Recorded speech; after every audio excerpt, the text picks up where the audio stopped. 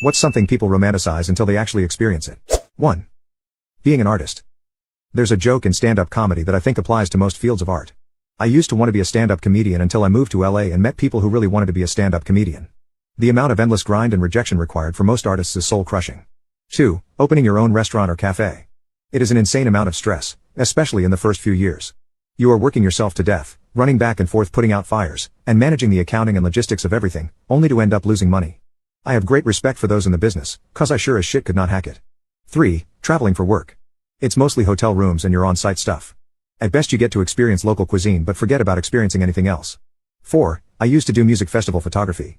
People thought it was so cool, but in reality you're running from photo pit to photo pit through crowds that often think you're just trying to shove to the front and get pissed. With a bunch of heavy, expensive gear, you only get the first 3 songs, if that, to shoot. Sometimes it's raining or dusty and then you get to worry about ruining your gear. The deadlines are absolutely insane.